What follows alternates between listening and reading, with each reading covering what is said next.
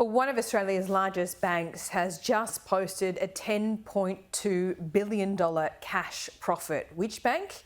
The Commonwealth Bank. Join me live to discuss this and other matters this morning is the Shadow Finance Minister, Jane Hume. Jane Hume, thanks so much for your time. What does this enormous cash profit tell us about what's going on in the economy? Well, it certainly tells us that our banking system is strong, and that's something that Australia should be very proud of. Indeed, it's a highly regulated sector, and we want our banks to be profitable. Now, I know that it's slightly uncomfortable for people that are under mortgage stress when they see that their banks are making a profit. However, let's remember that that profit goes back in the form of dividends into superannuation funds.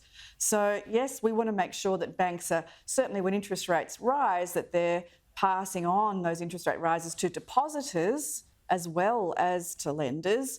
But at the same time, I don't think that we should be bank bashing, which I know is sort of a national pastime, our banks when they turn a profit, because it is certainly good for everybody's superannuation funds. Yeah, certainly. But do they pass on these profits to depositors fast enough? Well, that's something that I think we can pursue, and it's certainly something that we would expect the ACCC to be looking at. And it's a question that certainly we've been asking the banks when they have appeared, and the Australian Bankers Association when they have appeared at the Cost of Living Committee that I chair, because it is very important for depositors. It's very important, particularly for older Australians that have their money in conservative investments, including things like term deposits, that those interest rates, that the return that they're getting increases at the same pace as lending rates that affect mortgage holders. When we see cash profits like this, and you hit on this straight away, Jane, you'll know that people will be pretty exercised about this level of profit when their household budgets are under a huge amount of pressure. But what about small businesses who are paying fees left, right and centre? You know, a lot of people know that they need to, pay a small fee to a bank to access their own money even. Is that something that needs to be front and centre? Well, certainly we want to see any costs that are imposed on small businesses alleviated, whether it be through the payment system, having a much fairer payment system, whether people use credit cards or buy now, pay later, or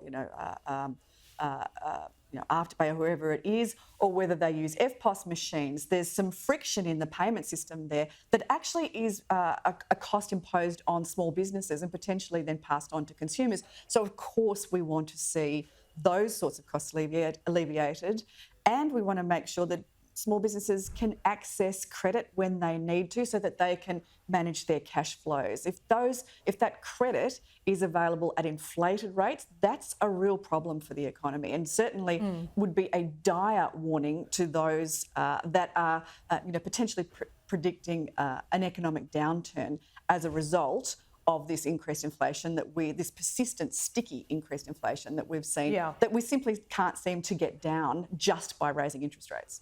Yeah, well, it seems that these interest rate rises aren't bringing down inflation, but they're certainly going into the bank coffers. Anyway, let's talk about housing. I know there's a Senate committee that will be grilling the RBA on Friday as well, and we look forward to that because the cost of living is number one. But let's talk housing, because that is number one in that category, if not number two at the moment.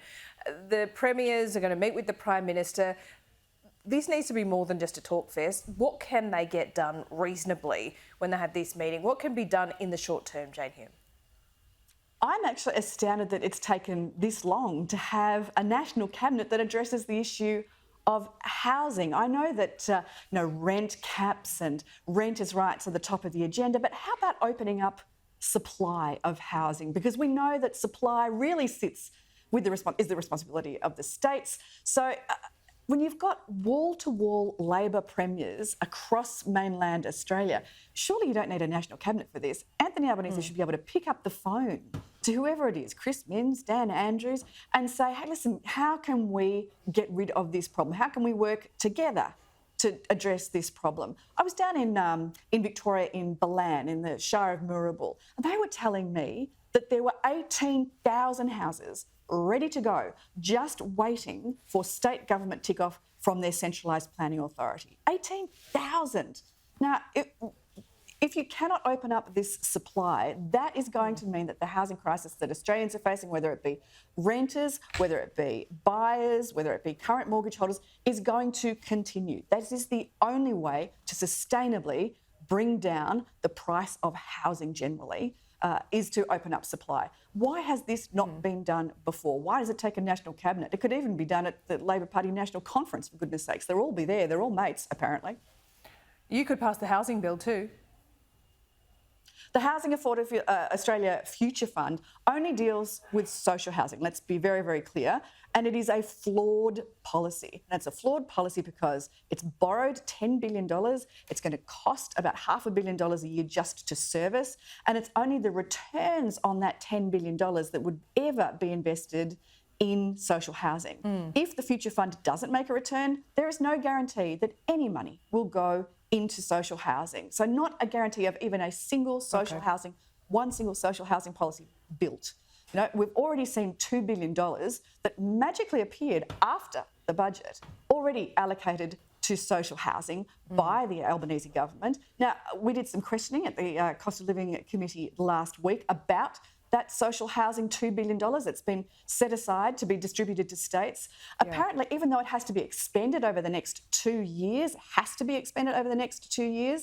the state governments don't have to tell us how many houses. They don't have to tell us whether they've completed building social housing with that money that they've been given. There is actually no compulsion for them to be accountable for how they spend that $2 billion. That's outrageous.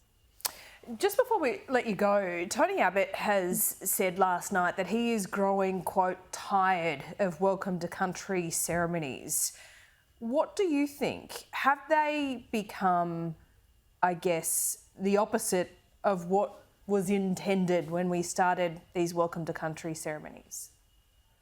Well, I think certainly acknowledgement to countries which occur as a pretty standard part of the beginning of most meetings that I attend, indeed the opening of the Senate each day. For me, it's a little bit like the Lord's Prayer at the beginning of the Senate. I'm not a particularly religious person, but when we recite the Lord's Prayer at the beginning of each day in the Senate, I think deeply about the words and what they mean. And, you know, quite frankly, an acknowledgement of country, or indeed a welcome to country, should be delivered and received in exactly the same way. It should mean something. I would hope it does for those that are delivering it. Jane Hume, thanks so much for your time. Appreciate it. Great to be with you, Laura.